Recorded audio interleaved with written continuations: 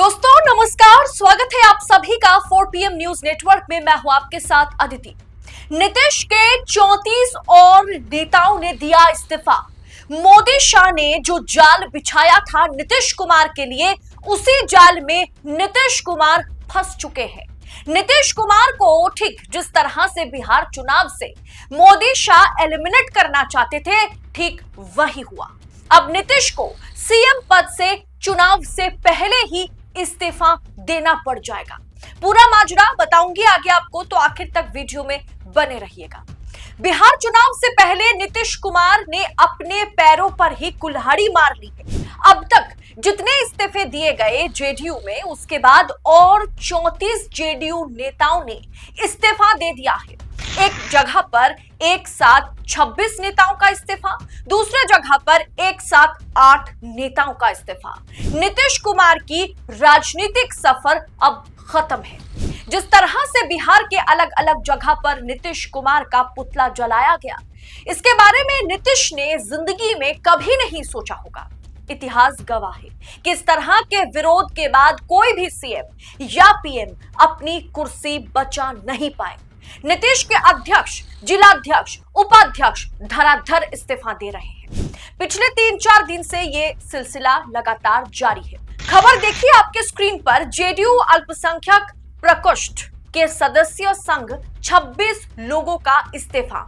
वक्फ संशोधन बिल पर जेडीयू के समर्थन पर नाराजगी जताई, बोले ये हमारे साथ विश्वासघात है। अब नीतीश कुमार करे तो करे क्या, जाए तो जाए कहां। मोदी संघ दोस्ती नीतीश बाबू को बड़ी महंगी पड़ गई। वक्फ संशोधन बिल को लेकर के जेडीयू नेताओं में नाराजगी लगातार बढ़ती जा रही है।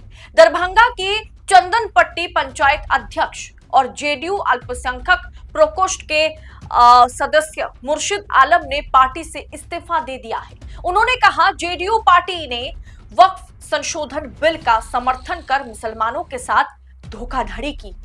मुर्शिद आलम ने कहा है कि जेडीयू अब बीजेपी की सहयोगी नहीं बल्कि गुलाम बन चुकी है। दोनों की विचारधारा में, यानी बीजेपी और जेडीयू की विचारधारा में कोई फर्क नहीं है, जो है मुसलमानों के खिलाफ। उन्होंने यह भी कहा कि यह बिल मुसलमानों को सताने, उनके हक छीनने और उन पर जुल्म करने के लिए लाया गया है। जेडीयू ने इसका समर्थन कर मुसलमानों की भावनाओं को ठेस पहुंचाई है और इसका असर चुनाव में दिखेगा। मुर्शिद आलम ने कहा कि जेडीयू ने भले ही अपने वोट से बिल पास करवा लिया हो, लेकिन मुसलमान अपने वोट से पार्टी को सत्ता से बाहर करेंगे। मुर्शिद का एक वीडियो भी सोशल मीडिया पर वायरल है, जिसमें उन्होंने मुख्यमंत्री नीतीश कुमार पर तंज कसते हुए एक गीत वो गाते हुए नजर आए और वो अपनी नाराजगी जाहिर करी। उन्होंने बताया कि 2005 से जेडीयू में वो सक्रिय हैं, वो जेडीयू के नेता हैं। समता पार्टी के समय से पार्टी से जुड़े हुए हैं। उमा बाबू के जमाने में पार्टी के साथ काम कर रहे थे। तभी से सभी ने अपने पदों से त्याग पत्र, मतलब जितने भी नेता थे वो सब अपने पदों से त्याग पत्र जो है दे दिया है, सबने इस्तीफा दे दिया है।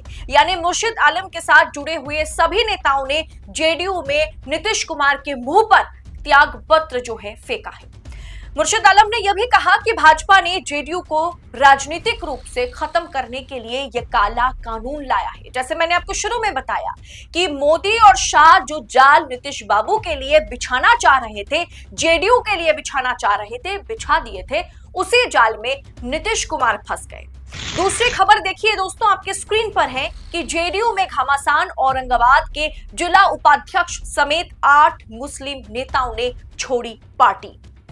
रिपोर्ट क्या है दोस्तों कि वक्फ संशोधन बिल पर जेडीयू के समर्थन देने के बाद से पार्टी में इस्तीफों का दौर जारी है। पहले कासिम अंसार समेत आधा दर्जन मुस्लिम नेताओं ने इस्तीफा दिया। अब औरंगाबाद जिला जेडीयू के मुस्लिम नेताओं और कार्यकर्ताओं ने शनिवार को प्राथमिक सदस्यता से इस्तीफा सौंप दिया है। जेडीयू के जिला उपाध्यक्ष जहीर एहसन आजाद, महासचिव अतहर हुसैन उर्फ मंटू, 20 सूत्रीय सदस्य जो हैं, जिसमें मोहम्मद इलियास खान है, बोर्ड पार्षद प्रतिनिधि मोहम्मद फारूक अंसारी है, पूर्व बोर्ड पार्षद सैयद अनवर हुसैन ने अपना इस्तीफा त्याग पत्र जो है वो सबमिट कर दिया है। इसके अलावा बोर्ड पार्षद खुर्शीद अहमद, इसके अलावा जेडीयू नेता मुजफ्फर इमाम कुरैशी सहित अन्य लोगों ने भी जेडीयू की जो सदस्यता रही उनके पास सबने अपने अपने पद से इस्तीफा सौंप दिया है, जो कि जेडीयू के लिए एक आप कह सकते हैं, नीतीश कुमार के लिए आप कह सकते हैं कि अब नीतीश कुमार के लिए जेडीयू को बचाना लगभग नामुमकिन है।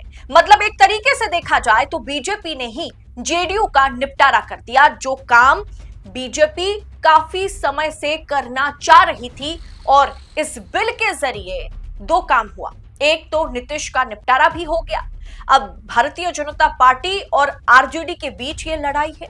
दूसरी ओर ये बिल ला करके मुसलमानों की चूड़ियां टाइट करने की जो कोशिश हरदम भारतीय जनता पार्टी की सरकार करती है वो भी उन्होंने कर दिया। जेडीयू या नीतीश कुमार मुसलमानों के हितैषी नहीं है, सेकुलर पार्टी नहीं है, ये कहते हुए उन्होंने नीतीश कुमार को भी और उनकी पार्टी को भी खत्म कर दिया। अब बिहार चुनाव में सीधा टक्कर बीजेपी यानी भारतीय जनता पार्टी और आरजेडी राष्ट्रीय जनता दल के बीच है। नीतीश खत्म है। नीतीश के साथ जो हुआ उसके बारे में नीतीश कुमार जिंदगी में कल्पना नहीं कर पाए थे। टाटा गुड बाय सब खत्म हो गया नीतीश का। भारतीय जनता पार्टी मोदी शाह यही तो चाहते थे कि एक एक कर सभी रीजनल पार्टीज को, सभी क्षेत्रीय दलों को खत्म कर देना। सामने बिहार चुनाव है, ऐसे में भारतीय जनता पार्टी और जेडीयू जब सीटों के बंटवारे को लेकर टेबल पर बैठेगी, दोनों पार्टी के मुखिया जब टेबल पर बैठेंगे तो नीतीश कुमार के खिलाफ जो जनाक्रोश है, जो बिहार में मुसलमान जो क्रोधित है, गुस्से में है, उसे देखते हुए ये जो सीटों का बंटवारा, ये नेगोशिएशन करने में भाजपा जो है सबसे आगे रहेगी और बीजेपी जैसा चाहेगी वैसा ही बिहार चुनाव में होगा। एक तरीके से जेडीयू को ही, नीतीश कुमार को ही मोदी और शाह ने एलिमिनेट कर दिया, जो मोदी शाह काफी समय पहले से करना चाह रहे थे। तो दोस्तों, इस पूरे विषय को आप किस अंदाज में देख रहे हैं? एक साथ 34 और नेताओं के इस्तीफे ने नीतीश कुमार की नींदें उड़ा के रख दी है। और दूसरी ओर, क्या नीतीश कुमार इस बार चुनाव में सक्रिय भूमिका में नजर आएंगे भी? क्या नीतीश कुमार बिहार चुनाव से पहले कहीं इस्तीफा तो नहीं दे देंगे? क्या उन पर भारतीय जनता पार्टी और एनडीए ये दबाव तो नहीं बनाएगा कि आप चुनाव से पहले इस्तीफा दे दीजिए, वरना आपके चेहरे के चलते बीजेपी को, एनडीए को बिहार चुनाव में बड़ा नुकसान होने वाला है? आपको क्या लगता है? आप इस विषय को किस अंदाज में देख रहे हैं? कमेंट कर अपनी राय हमारे साथ शेयर कीजिएगा और ऐसी तमाम खबरों को, पॉलिटिकल एनालिसिस को इसी तरह से पाने के लिए 4 PM न्यूज नेटवर्क के साथ बने रहे। फिलहाल मुझे दीजिए इजाजत। बहुत बहुत शुक्रिया आपका। जय हिंद, जय भारत।